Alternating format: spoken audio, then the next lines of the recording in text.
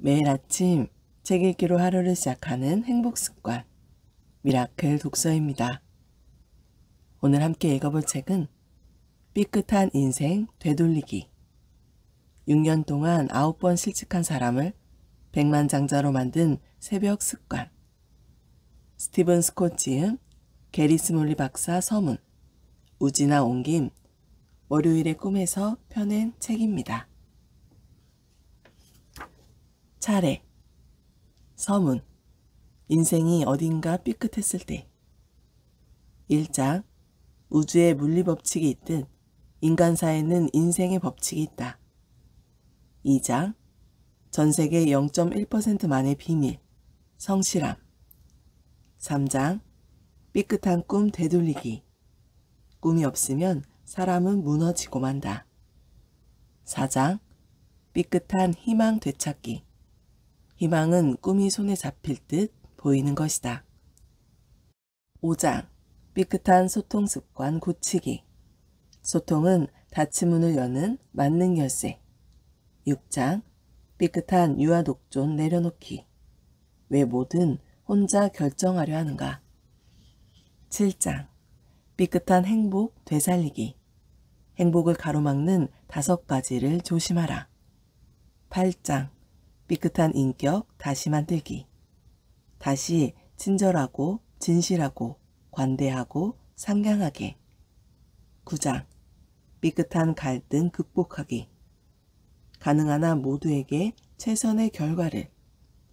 10장. 죄악의 적을 최고의 친구로 만들기. 나에 대한 비판은 연인의 달콤한 속삭임보다 낫다. 11장. 삐끗한 분노 다스리기. 가장 치명적인 관계 파괴범은 분노입니다. 12장. 어리석음. 늘 우리의 발목을 붙잡는 인생의 부비트랩. 13장. 욕망이 삐끗하는 순간 탐욕의 가시가 조용히 돋아난다. 14장. 삐끗한 자존심 걷어차기.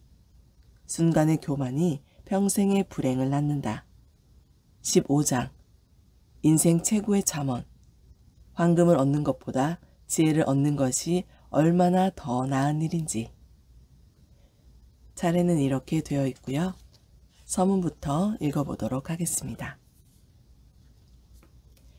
서문. 인생의 어딘가가 삐끗했을 때. 1974년 어느 날, 나는 애리조나주 피닉스에 있는 스티븐 스콧의 작은 집에서 저녁 시간을 보내고 있었다. 그날 밤 스티븐은 직장 생활이 잘 풀리지 않는다고 털어놓았다. 그만큼 의기소침해 있었다. 4년 전 대학을 졸업한 후 이번에 막 6번째 직장을 잃은 참이었다. 그는 아무리 노력을 해도 한 직장에서 단 몇 달조차 제대로 붙어있지 못하는 것 같았다. 두어 번 직접 창업까지 해봤지만 그때마다 순식간에 문을 닫고 말았으니 상황은 더욱 좋지 않았다. 그래서 뭔가 나에게 조언이라도 받으려 했던 것이다. 나는 시간을 좀 달라고 했고 우리는 내일 아침에 다시 이야기하기로 했다. 그날 밤 조용히 기도를 하는데 좋은 생각이 하나 떠올랐다. 다음날 아침 식사 자리에서 나는 스티븐에게 과제를 하나 제안했다. 그동안 자네를 해고했던 상사들보다 더 똑똑해져 보는 건 어때? 스티븐은 다소 빈정거리듯 대꾸했다. 뭐 그럴 수만 있다면야. 아니, 농담이 아니야. 이거 한 가지만 제대로 실천할 수 있다면 2년 안에 지난 직장의 상사들보다 더 똑똑해질 거라고 약속할 수 있어.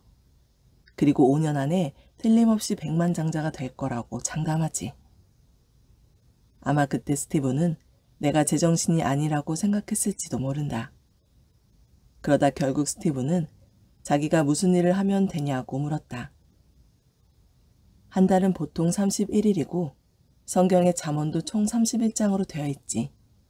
그러니까 매일 일찍 일어나 하루를 시작하기 전에 잠언을 한 장씩 읽는 거야. 한 달이 30일뿐이면 마지막 날엔 2장을 읽고. 이 과제를 매일 쉬지 않고 한다면 분명 2년 안에 주변의 그 누구보다 큰 성공을 거둘 수 있을 거라 장담하지. 5년을 한다면 엄청난 부자가 되어 있을 거고 말이야. 그리고 잠언을 읽을 때 꼭 종이와 펜을 곁에 두고 새롭게 깨닫게 된 지혜를 잊지 말고 적어두라는 말도 덧붙였다. 나는 스티븐이 잠언에서 배운 지혜로 자신의 인생을 완전히 바꾸게 될 것이라는 사실을 믿어 의심치 않았다. 그렇지만 그로 인해 내 인생까지 바뀌게 될 줄은 그때는 미처 알지 못했다. 스티븐은 내가 시키는 대로 매일 잠언을 한 장씩 읽었다. 2년이 채 지나지 않아 스티븐은 협력자를 구하라는 솔로몬 왕의 조언을 따랐고 동업자와 함께 광고 마케팅 회사를 창업했다. 그의 새로운 회사는 창업한 지 불과 몇 개월 만에 한 주 매출이 100만 달러가 넘어섰고 스티븐도 덩달아 큰 재산을 모을 수 있었다. 그렇지만 그의 이야기는 여기에서 끝나지 않는다. 그가 사업을 시작한 지 2년쯤 지난 어느 날 스티븐이 내게 전화를 걸어왔다. 그리고 혹시 결혼 생활에 대한 책을 써볼 생각이 있는지 물었다. 그때까지 나는 책을 한 번도 써본 적이 없었지만 사실 지난 10년 동안 결혼 생활에 관한 책을 집필할 기회가 오기를 기도해 오던 참이었다. 그런데 때마침 그때 스티븐이 그 주제의 책을, 그것도 남자와 여자 입장에서 각각 한 권씩 써보지 않겠느냐고 제안해 온 것이다. 우리 두 사람은 거의 기적에 가까운 시간인 2달 만에 책 2권의 집필을 끝마쳤다. 스티븐은 가수였던 팻분과 그의 부인 셜리분을 모델로 하는 광고를 기획 제작했다. 광고 대본도 그가 직접 썼다. 그렇게 해서 2권의 책, 남편이 바라는 아내와 아내가 바라는 남편이 세상에 선을 보일 수 있었고 2권 모두 세계적으로 큰 화제가 되며 수많은 부부의 인생을 바꾸게 된다. 그렇지만 이야기는 여기서 끝나지 않는다. 그로부터 다시 몇 년 후 스티븐은 영상물 모음집을 만들어 더 많은 사람에게 도움을 주는 것이 어떻겠느냐고 내게 권유했다. 우리 두 사람은 행복한 관계를 위한 숨은 비결이라는 제목으로 여러 강연의 내용을 비디오 테이프에 담았고 스티븐은 이번에도 연예인 부부인 존 태시와 코니 셀레카를 등장시킨 광고를 제작해 수백만 가정에 영상물을 보급했다. 만일 그 2권의 책과 영상물 모음집이 없었다면 오늘날 내가 운영하고 있는 스몰리 인간관계 연구소는 존재할 수 없었을 것이다. 스티븐 스콧은 내가 꿈을 이룰 수 있도록 해준 장본인이자 나의 가장 소중한 30년 지기 친구이다. 잠언의 지혜는 우리 두 사람의 삶뿐만 아니라 우리 두 사람이 작업한 책과 영상으로 재탄생해 전 세계 수백만 명의 삶에도 변화를 주었다. 스티븐이 제작한 CD 모음집인 세계 최고의 부자가 들려주는 지혜를 처음 들었을 때 나는 넋을 잃고 말았는데 그 즉시 우리 가족과 연구소 직원 전원을 위해 총 40세트를 주문해버렸다. 그 후 2년 동안 스티븐과 나는 이 CD에 담긴 내용을 다시 책으로 출간하기 위해 고민해왔다. 이제 전 세계가 솔로몬 왕이 알려주는 비할 데 없는 지혜와 놀랍도록 실용적인 통찰과 조언, 그리고 엄중한 경고까지 알게 될 거라고 생각하니 가슴이 벅차오른다. 이 책을 펼치는 순간 스티븐이 솔로몬 왕의 가르침 속에서 찾아낸 삶을 변화시키는 힘과 간명한 실용성이 그대로 전달될 것이다. 그 순간 독자들의 삶도 마법처럼 변하게 될 것이다. 나는 스티븐이 앞으로도 그와 나의 인생을 완전히 바꿔주었던 잠언에 대해 이 책을 시작으로 더 많은 책을 써주기를 진심으로 기대하고 바란다. 게리 스몰리. 1장. 우주의 물리법칙이 있듯 인간 사회에는 인생의 법칙이 있다. 평균 이하의 임금을 받다가 갑자기 한 달에 60만 달러 이상의 수입을 올리는 사람이 된다고 상상해보라. 대학을 졸업하고 6년 동안 9곳이나 되는 일자리를 전전하다가 10번째 직장에서 첫 시작부터 수백만 달러 규모의 사업을 수십 개를 세우고 수십억 달러의 매출을 달성했다고 상상해보라. 그리고 이 모든 일이 잠언에서 솔로몬이 알려준 특별한 길을 통해 이루어졌다면 사실 이건 모두 나의 이야기다. 그리고 솔로몬의 조언과 정반대로 행동했을 때 일어난 일들 역시 나에게는 큰 교훈이 되었다. 나는 세 차례에 걸쳐 솔로몬의 경고를 무시했으며 결국 잘못된 투자 결정으로 수백만 달러의 손실을 보았다. 만일 내가 솔로몬의 조언대로 그대로 따랐더라면 아마 한 푼도 잃지 않았을 것이다. 나는 관계에 대한 그의 조언을 무시하다가 미국에서 가장 행복한 결혼 생활 중 하나가 허물어지는 모습을 지켜봐야 했다. 하지만 다시 관계에 대한 솔로몬의 조언을 따르니 결혼 생활은 회복되었고 지금은 그 어느 때보다 행복한 삶을 누리고 있다.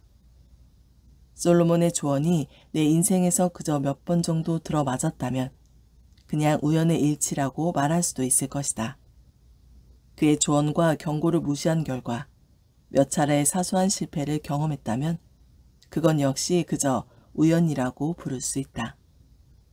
그렇지만 나를 비롯한 수많은 사람이 솔로몬의 조언을 따름으로써 살아가는 내내 개인적으로, 사업적으로, 경제적으로 성공을 거두고 반면에 그의 경고를 무시하다가 고통스러운 재앙을 겪었다면 가장 회의적인 사람들조차도 온 세상의 지혜로운 자들과 왕과 여왕들이 그랬던 것처럼 솔로몬 왕은 지금까지 살았던 사람 중 가장 지혜로운 사람이라는 사실을 인정할 수밖에 없을 것이다. 물리적 우주를 지배하는 물리적 법칙이 있듯이 솔로몬은 삶의 모든 측면을 보이지 않는 곳에서 지배하고 있는 인생의 법칙을 우리에게 알려준다. 여객기에 올라탈 때마다 중력이나 공기 역학 같은 여러 가지 물리 법칙들이 우리의 최종 운명을 좌우한다. 조종사와 비행기가 이런 법칙들에 따라 움직일 때 우리는 목적지에 안전하게 도착할 수 있다. 어떤 이유에서든 그 법칙들에 따라 움직이지 않을 경우 우리는 어떤 식으로든 지상으로 돌아갈 수밖에 없다.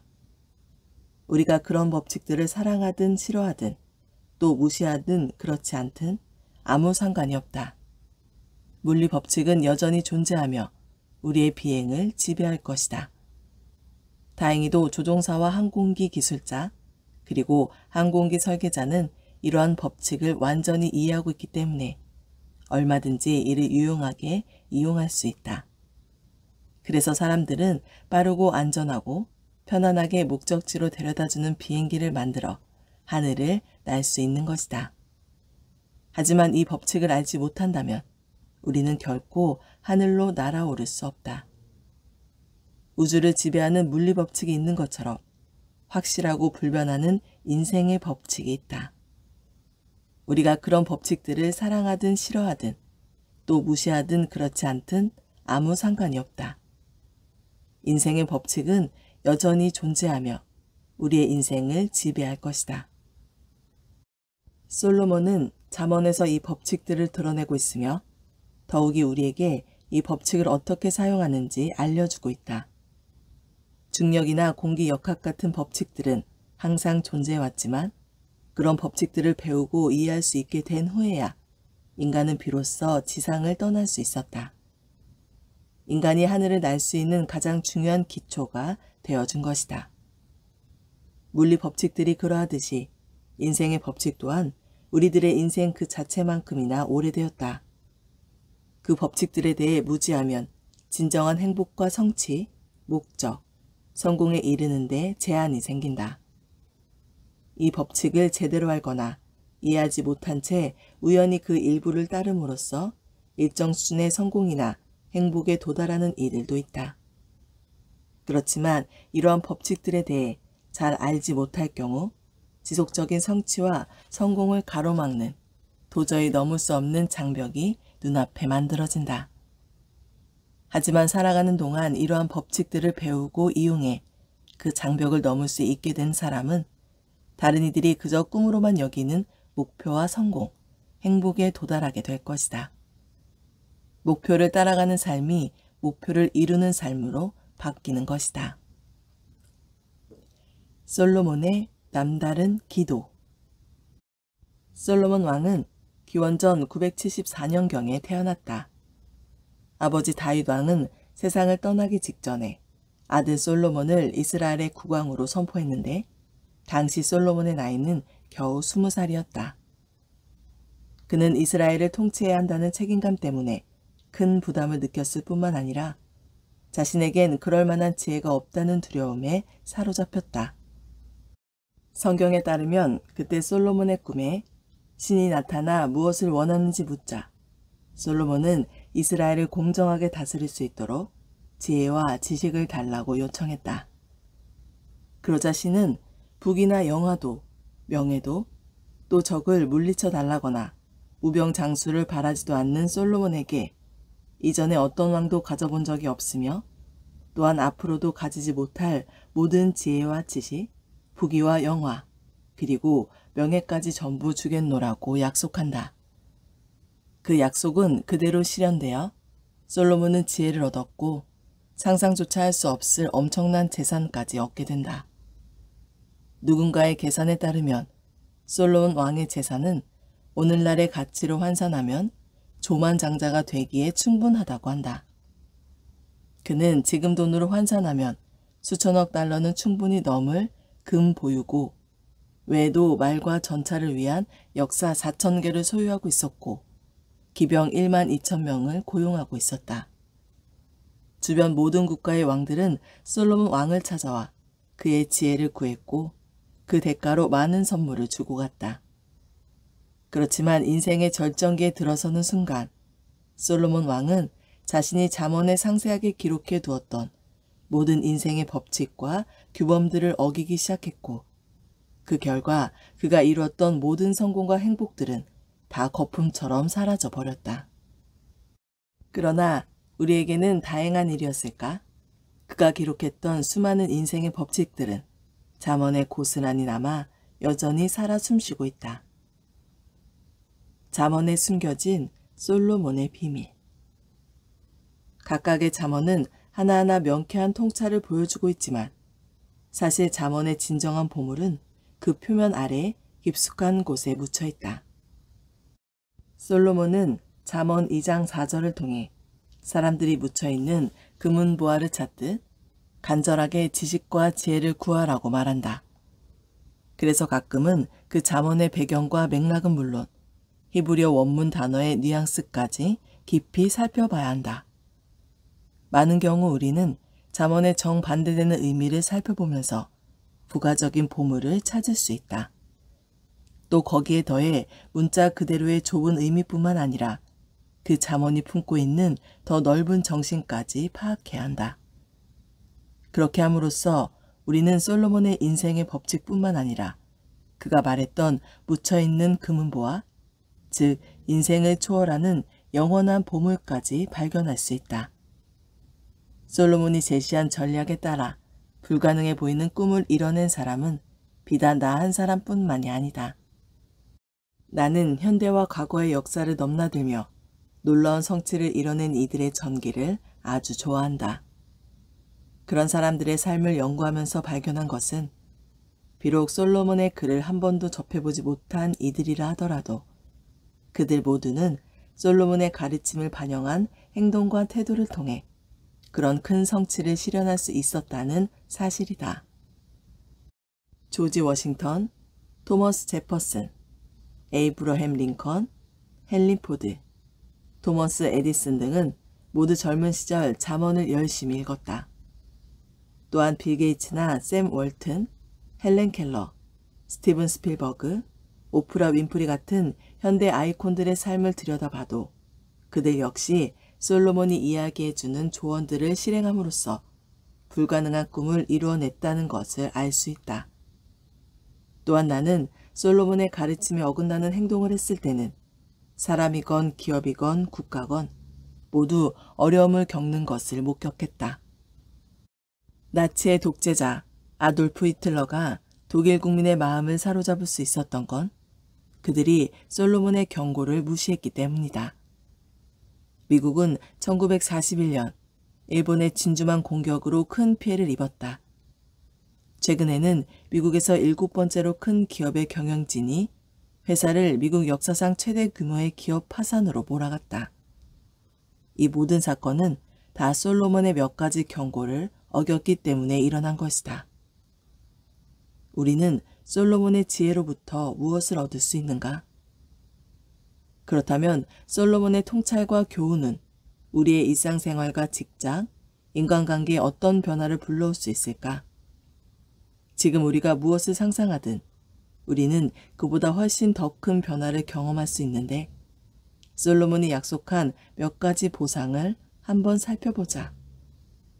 솔로몬의 전략을 통해 얻을 수 있는 유익들. 지식, 신중함, 올바른 판단력, 나를 지킬 수 있는 힘, 성공, 더 나은 건강, 더 늘어난 수명, 명예, 경제적 여유, 권위 있는 자들의 호의, 승진과 인정, 경제적 독립, 자신감, 강인한 인격, 용기, 탁월한 성과, 개인적인 충족감, 만족스러운 관계, 진정으로 의미 있는 삶, 다른 사람들의 사랑과 존경, 분별력, 참다운 지혜. 솔로몬은 놀라운 성취를 이루는 강력한 전략과 인생을 완전히 뒤바꾸는 비밀을 가르쳐준다.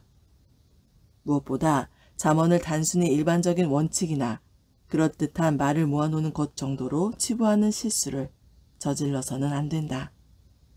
그렇게 큰 의미 없는 평범한 이야기로 자신은 물론 후세대들의 시간까지 낭비하게 만들기에는 솔로몬은 너무나 지혜로웠던 인물이다.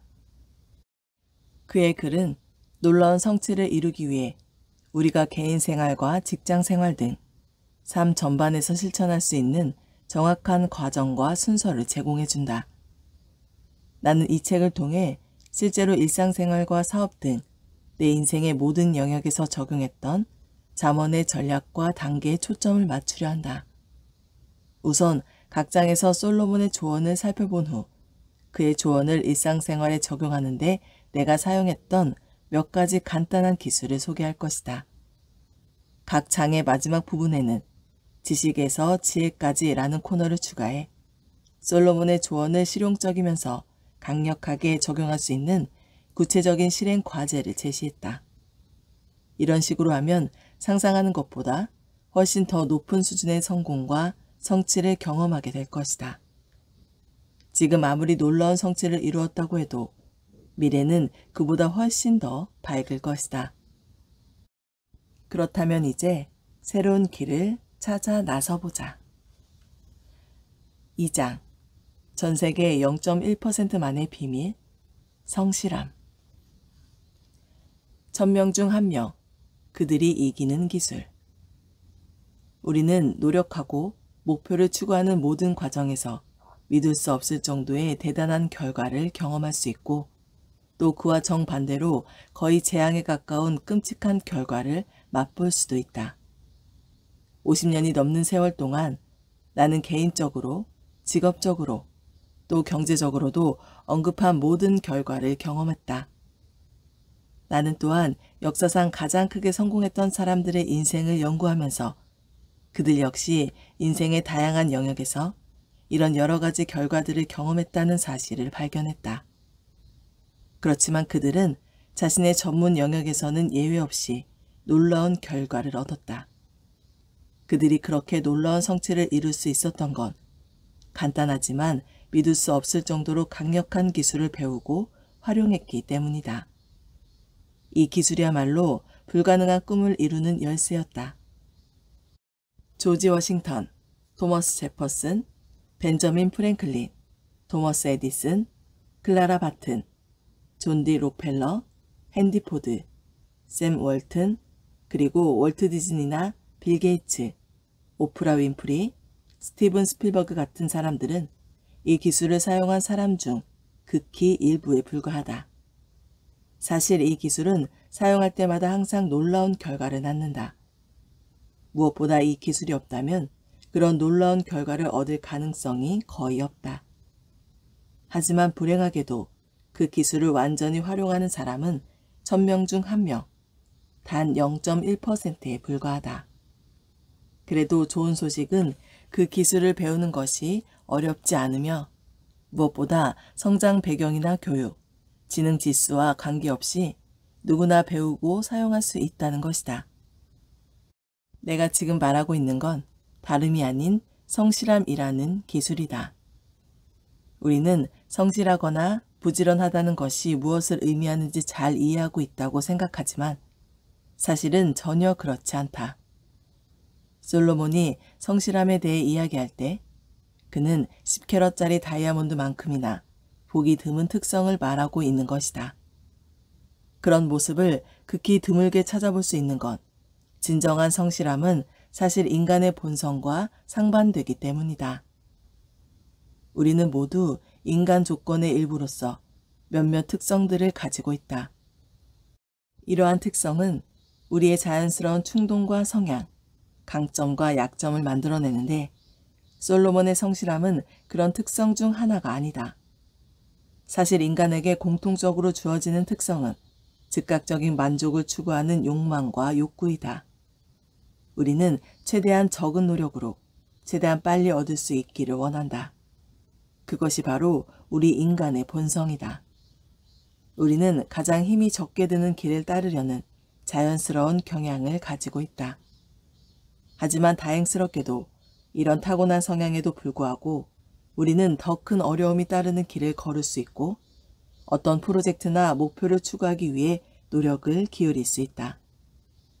거기에 솔로몬이 말하는 성실함을 함께 키워간다면 우리는 인생의 다양하고 중요한 영역에서 놀라운 결과들을 얻게 될 것이다. 성실하다는 것의 의미. 내가 가지고 있는 사전에는 성실하다는 말을 무엇을 하든 끈질기게 열심히 하는 자세라고 풀이하고 있다. 나는 여기에서 끈질기다라는 말을 좋아한다. 끈질기다라는 건 분명 성실함의 한 측면이다. 반면에 열심히 한다라는 말은 솔로몬의 의도를 표현하기에는 부족함이 있다. 그보다는 똑똑하게 일한다라는 표현이 더 정확하다. 만일 망치를 들고 나무를 자르고 쪼개려 한다면 열심히 한다고는 할 수 있지만 결코 성실한 행위는 아니다. 망치로 나무를 자르려면 몇 시간, 아니 며칠이 걸릴 수 있다. 하지만 전기톱을 사용한다면 똑같은 나무를 불과 몇 분 만에 처리할 수 있다. 주어진 일을 무작정 열심히 하는 게 아니라 똑똑하게 해내야 하는 것이다. 다시 사전을 살펴보면 성실하다는 말의 유의어로 세심함, 꼼꼼함, 철저함, 신중함 같은 단어들이 나온다. 물론 이러한 자질들도 성실함의 중요한 측면이지만 역시 솔로몬이 전하고자 하는 의미를 완벽하게 전달해 주지는 못한다. 솔로몬이 말하는 성실함의 의미를 제대로 이해하려면 다음 내용을 떠올려야 한다. 비록 어린아이라 할지라도 하는 행동을 보면 정말로 순수하고 올바르게 살아가고 있는지를 알 수 있다. 여기서 중요한 건 물론 순수하다와 올바르다라는 말이다. 솔로몬은 도덕적, 윤리적 가치로서의 의미가 아니라 가장 깨끗한 형태의 행동에 대해 이 순수하다라는 말을 사용한다. 이 말은 윤리 용어라기보다는 광업 용어라고 할 수 있다. 솔로몬은 주로 광산을 개발해 막대한 부를 쌓았는데 그는 그래서도 종종 광업 용어를 사용한다. 금은 어떻게 만들어지는가? 광산을 파고 그 안에서 금이 섞인 바위를 찾아내면 그 큰 바위를 가져와서 엄청난 온도의 열을 가한다. 그러면 그 과정에서 다른 불순물들은 녹아서 사라지게 되는데 그렇게 해서 마지막에는 순수한 금만 남게 된다. 이것이 바로 성실함의 순수한 측면이다. 우리는 노력에 대한 순수한 이익을 얻기 위해 성실하게 하루, 1시간, 그리고 1분 1초를 투자하는 것이다. 성실함과 항상 짝을 이루는 말이 올바름이다. 올바르다는 건 끈질기게, 똑똑하게 하는 것과는 또 다르다. 일을 올바르게 한다는 말은 재빠르고 효율적이며 또 효과적으로 일을 한다는 뜻이다. 다시 말해 누가 무엇을 요구하고 기대하는지 상관없이 주어진 시간 안에 가능한 가장 높은 기준에 맞춰 일을 처리하는 것이며, 그러기 위해서는 창의성과 끈기를 갖고 또 외부의 다른 사람과 자원의 힘을 빌려서라도 놀라운 결과를 만들어내겠다는 자세가 필요하다. 지금쯤이면 아마 한 걸음 뒤로 물러서며 이렇게 말하는 사람이 있을지도 모르겠다. 아, 그건 좀 어렵겠습니다. 나는 창의적이지도 못하고 더군다나 끈기도 없어요. 하지만 꼭 이 말을 해주고 싶다. 누구든 할 수 있습니다. 솔로몬이 전해주는 성실함의 기술을 배우는 방법을 따르기만 하면 된다. 그는 누구나 다 아는 이 기술을 배울 수 있다고 말했다. 이 기술에 따라 행동을 하면 비록 어린아이라 할지라도 순수하고 올바르게 살아갈 수 있다. 성실함의 기술을 배우고 나면 우리는 인생의 모든 중요한 영역에서 뭔가 노력하고 추구할 때 이 기술을 활용하여 놀라운 결과를 이뤄낼 수 있다. 불행한 결혼 생활을 행복하게, 좋은 경력은 탁월한 경력으로, 실패한 사업을 성공한 사업으로 바꿀 수 있다. 너무 복잡하게 들리는가? 그건 아마도 진정한 성실함의 많은 성격적 특성들이 포함되어 있기 때문일 것이다. 그래서 진정한 성실함을 찾기가 그렇게 어려운 것이다. 하지만 다음 사례 하나만 보면 쉽게 이해할 수 있을 것이다.